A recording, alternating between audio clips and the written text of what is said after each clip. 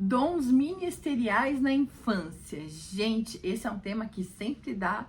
Oh, como assim? Criança ainda é criança? Sim, ainda é criança.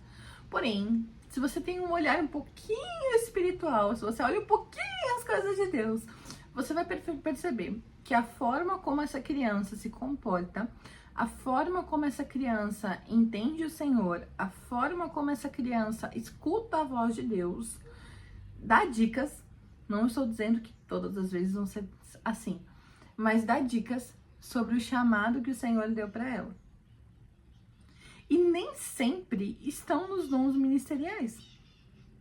Nós temos, quando a gente fala de serviço, a gente fala de Efésios 4, 11 e 12, que fala dos dons ministeriais, mas também dos dons de serviços de Romanos 12, 6 a 8, tá?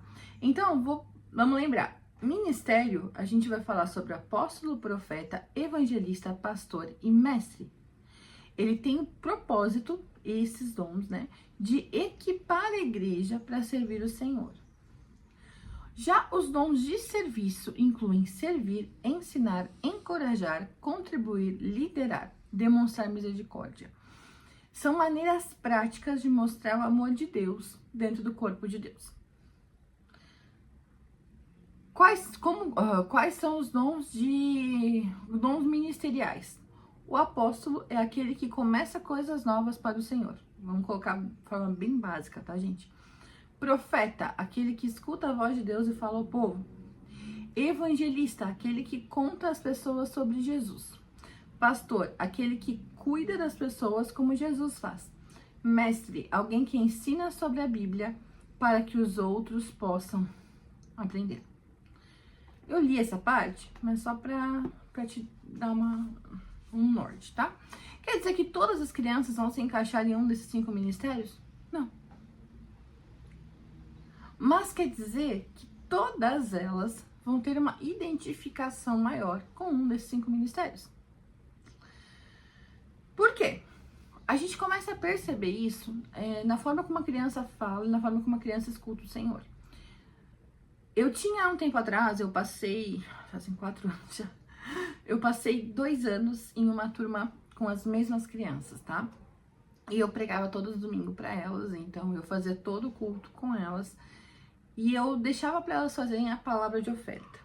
E nisso, eu comecei a reparar como o Senhor falava com cada criança e como o Senhor usava cada uma das crianças, ok? Nelas, das 20 crianças, a gente tinha 5 que eram os que eu via que tinham dons ministeriais. Por quê? Uma das meninas, eu sabia que ela tinha dom profético por revelação, né? Mas, quando ela ia falar a palavra da oferta, eles podiam levar o mesmo texto. Mesmo texto. A forma de falar é diferente. A menina com dom profético, ela sempre vinha com uma exortação. Nós temos que dar a oferta porque é isso que o Senhor espera de nós. Porque o Senhor deu a vida dele por nós, então, e é a ordem do Senhor. Nós precisamos da oferta.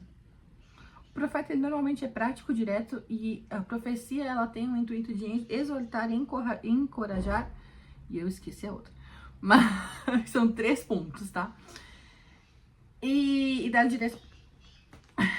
E essa menina, ela sempre fazia isso. Agora tinha um outro menino, que isso por revelação também, eu sabia que ele tinha um chamado para ser pastor, né?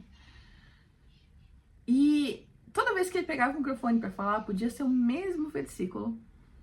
E ele falava de uma forma como nós precisávamos compreender o amor de Deus e ser curados. Porque o Senhor precisava de uma igreja santa, uma igreja que queria entregar tudo a Ele, entregar o seu coração a Ele, aquela palavra de amor, aquela palavra, sabe, de cuidado. Era sempre esse menino. Tinha um outro menino que ele não gostava muito de falar. Porém, a única forma como ele conseguia compreender a voz do Senhor de uma forma clara era com a Bíblia. Se a gente falasse de qualquer outro tipo qualquer outra forma, como Jesus fala, ele teria um pouquinho de dificuldade. Porém, na Bíblia, ele tinha revelações profundas. E ele podia trazer esse mesmo texto, né, que as outras crianças trouxeram, Porém, ele trazia com muitos links de palavra, muitos links, revelação da Bíblia mesmo. Então você via que era algo de mestre, alguém que sabia ensinar. A outra menina, ela tinha um chamado, tem até hoje, né? Um chamado de evangelismo. Hoje eles não estão mais no Kids, né? Estão todos no Teen já. De evangelismo. Então, todas as vezes que ela ia falar sobre a oferta, ela acabava falando sobre o amor de Deus, o sacrifício de Jesus e pedindo para alguém que queria aceitar Jesus naquele momento. Era muito claro. E por último, tinha um outro menino, né, que ele andava por todos. Cada domingo ele trazia algo diferente com o mesmo versículo. Porém, a maior característica que esse menino tinha era de implantar coisas novas. Como assim? Até hoje a gente faz isso, gente. Um dia ele chegou, ele falou sobre a palavra da oferta, ele falou assim, eu sei que talvez você não tenha preparado sua moedinha para hoje, mas eu quero te convidar a fazer um ato de fé, trazer o seu coração, colocar o seu coração aqui no cesto. Gente, isso pegou tanto que as crianças até hoje fazem isso. Já saiu do ministério, já fazem com 15, fazem 3 anos que ele saiu. Entende? É isso. Ele implantou o novo. Sem perceber. Por que eu tô falando isso? Eu tenho anos de prática. Eu sei que você não vai olhar isso na vida da sua criança. Mas, por isso que o Ministério Infantil precisa trabalhar junto com os pais. Porque os Ministérios Infantil já olham um pouco mais isso, principalmente os líderes. Mas você pode ajudar essa criança a desenvolver o seu chamado. Como assim? Se a sua criança você tem uma palavra do Senhor, que seu filho ia ser pastor, por exemplo, desenvolva o amor na vida dessa criança. Ajude-o a amar o próximo. Bíblia e oração, gente, é para todo mundo. Mas ajude ele a amar o próximo. Coloca ele perto dos pastores.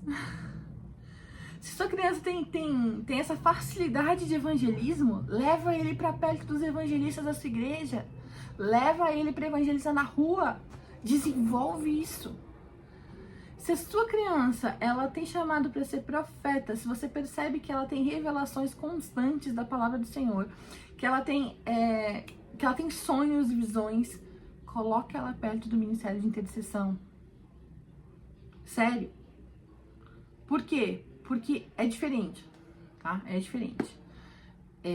Vou dar um exemplo dessa menina que eu falei que era profeta. Antes de estourar a guerra na Ucrânia, ela sonhou 3 vezes. E aí ela me ligava, contava, e como eu também ajo nesse dom, eu tinha essa facilidade de lidar com ela. Agora, quando ela ligava para outros missionários, não conseguia lidar com essa facilidade. Da mesma forma, eu não tinha essa facilidade com outras crianças que tinham outros dons, mas outras pessoas tinham. Entende? O que mais que eu posso falar aqui para vocês dessa parte? Então, incentive-os a estar perto de quem age, de quem tem o que a gente chama de ministério de ofício, que é aquele que realmente é reconhecido como isso na sua igreja, sabe? Alguém que você sabe que tem esse chamado, que as pessoas procuram ela por isso, deixa essa criança perto, deixa essa criança ser influenciada, entende? E os dons de serviço já são para todos. E é muito importante cada dom de serviço. É muito mesmo. Inclui servir. Gente, o que seria dos pastores? O que seria dos pastores, dos profetas, dos evangelistas, se não tivesse as pessoas que foram chamadas para recepcionar na porta? Entende? É um corpo. Cada parte é importante. Tem pessoas que foram ensinadas, foram levantadas para ensinar. Às vezes não é nem ensinar a palavra de Deus, mas é ensinar a viver de acordo com a palavra de Deus. Para encorajar. Gente, o que seria de uma igreja que tivesse só pessoas que têm dons ministeriais e não tivesse pessoas que amam encorajar outras pessoas a viverem o propósito de Deus? O dom de contribuir, poucas pessoas pensam e pedem sobre isso. Com o dom de contribuir é mais ou menos assim, ó. Você sempre vai passar muito dinheiro na tua mão. Você nunca vai ter quase nada de dinheiro, mas sempre vai passar muito. Por quê? Para que você abençoe outros. É maravilhoso. Nunca falta nada, pode ficar tranquilo. Mas o seu coração precisa estar totalmente desprendido do material para que você abençoe outros. para que você tire do seu corpo, se precisar, e dê para outros. Entende? Liderar. Gente, o que seria da igreja se nós não tivéssemos líderes fortes que amem ao Senhor? Dom de misericórdia. O dom de misericórdia, ele tá muito ligado ao dom de milagres e prodígios, tá? Por quê? O dom de misericórdia é mais difícil de explicar. Mas como eu sinto, como um dom que eu tenho como explicar.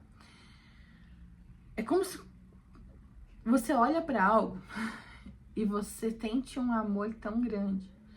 Às vezes você tá olhando pra uma pessoa que você nem conhece, você sente um amor tão grande, você começa a chorar e começa a interceder por aquela pessoa. E a tua vontade é que algo mude naquela pessoa agora, mesmo que você não conheça ela. O dom de misericórdia faz a gente olhar para as pessoas com um olhar de amor. É muito maior do que qualquer outro dom, sabe? Na questão do amor. É muito mais... Você não tem muito pensamento seu. Você tem pensamentos do Senhor sobre a situação. E... Normalmente as pessoas choram muito. No meu caso.